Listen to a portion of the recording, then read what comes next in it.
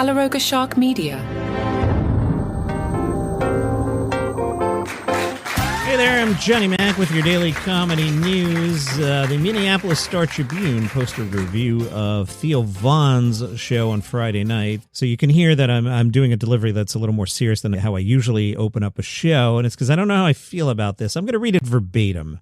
The Star-Tribune writes, he quickly labeled his Friday show at Excel Energy Center as a Juneteenth recovery seminar, then launched into bits about a black girl with Down syndrome and short buses that cater to students with mental disabilities. I'm not racist, he said early in his set, unless you are. I don't like the way that reads. Maybe in the room it played better, body language, but that does not read great. The article says, Theo's place in pop culture is more complicated than partisan loyalty. There were a few MAGA caps, but I spotted more shirts with images of Johnny Cash than images of Donald Trump. Quoting the article, Vaughn pointed out several times during the show that the audience of about 8,000 seemed to be nearly all white people. But I spotted plenty of people of color in the crowd, including Andres Zambrano, who came to Minnesota 6 years from Columbia. Zambrano told the paper, he's just naturally very funny. It's different from what you usually see.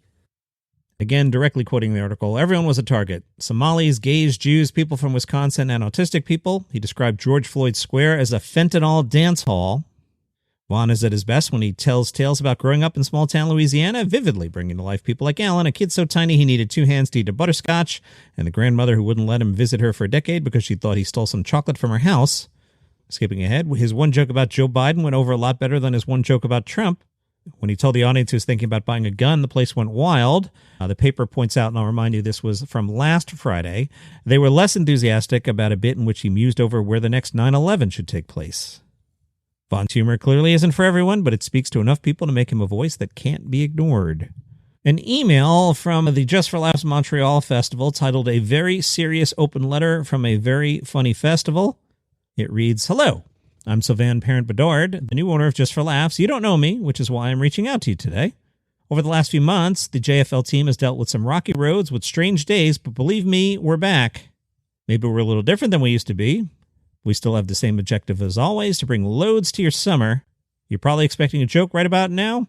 Well, not today. This letter is serious, and it's about an understanding, a promise, and an offer. Let's get to it. Subheading number 1, the understanding. The letter says, the understanding is our appreciation of the long-standing, extraordinary relationship between Montrealers and Just for Laughs. For years, you gave our festival the type of unwavering support unheard of in show business.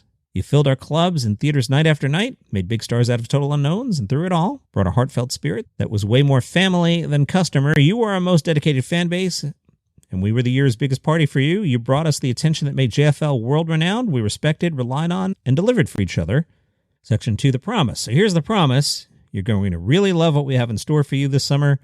Then they explain the shows. I'll talk about the shows separately. 3, the offer. So finally, here's our offer. We are certain you'll love everything our team has put together for you, but especially the galas, the festival's crown jewels, our biggest shows. In fact, we're so certain that you'll love our galas. For some reason, if you don't, we're willing to refund your ticket price 100%, pure and simple. And then there's some details. So far, personally, I don't know what to make of the festival. I'm excited that it's back. I was sad that it was gone. I think personally I need to see a little bit, a few more announcements. Now, I'd like to take a minute and go through the shows here, but I've clicked on the tabs on their website where it says shows, and all I'm getting is a stager image and no actual show. So let me click on artists here. That seems to be working. I'm not going to read every name, but let's see who the bigger names that we might know from just either hosting or listening to this show every day. Adam Ray, Fortune Feimster, Michelle Bateau, Roy Wood Jr., Mikey Day, Nish Kumar, Malik Alisal, John Doerr, Puddles, Brad Williams, Kat Cohen, Dave Merhedge, Emil Wakim, Ivan Decker, Gianmarco Cerezi, Mae Martin, Nick Mohammed, Ralph Barbosa, Russell Peters, Tammy Pascatelli, Ed Gamble, Jay Jordan, Tom Segura, K. Trevor Wilson, Russell Howard. So, nice, and I'm glad it's back, but it's definitely fallen to number 2 now. I'm going back here and looking at Netflix 2024. Now, they only seem to be doing a festival every other year, and I am on a Netflix propaganda website on Netflix.com, but they remind us, here is what happened in 2024. John Mulaney had the show. Tom Brady got roasted, which basically accelerated Nikki Glazer's career. Cat Williams happened, right?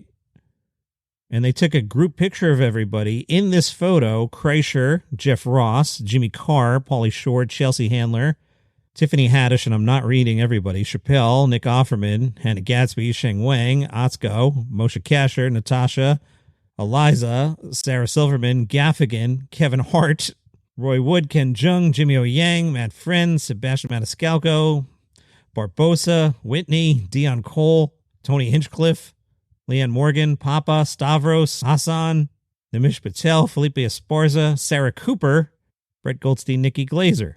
Pretty good photo.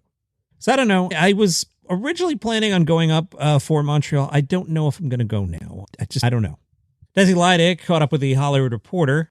They asked her if there was an episode or segment she's been most proud of pulling off on The Daily Show. She said the day after the election was not easy. I was hosting that day. I remember going in that morning, just being vulnerable at the way I was feeling, then hearing everybody else try to find humor in it. Coming in as a correspondent, I always played a character. Hosting, you're yourself. That's your point of view. So that day just felt like catharsis with the audience, as depressing as it was. They asked her about the host search between Trevor Noah and Jon Stewart, which reminds me that Jon Stewart's appearance on Trevor Noah's podcast recently was really good. Go listen to that one. Desi, how'd you feel about that period? She said it was disorienting, but I put a lot of faith in our showrunner. She's the whole reason the place runs the way it does. I just knew I'd have to write it out, and as anxiety-inducing as the whole thing was, there were some fun positives that came out of the guest rotation, working with Sarah Silverman, becoming friends with Chelsea Handler, having Marlon Wayans come in. Her dream guest is Carol Burnett, because she's the entire reason I wanted to do comedy. The South Texas Food Bank is inviting locals to enjoy a night of laughter. It's called Laugh Out Hunger. It'll feature Steve Trevino on August 15th.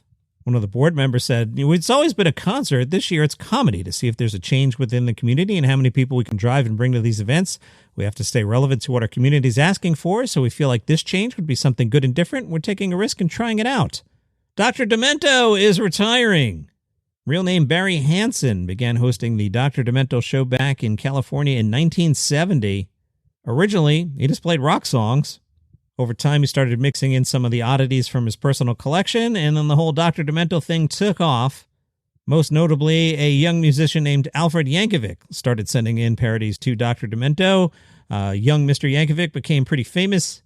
However, after 55 years on the air, Dr. Demento has announced he'll be retiring in October. He told Radio Online, I'm now 84 years old. I've been doing the show for nearly 55 years, about 2/3 of my life. It's been a blast, but I've come to the decision that I need to hang up my top hat soon.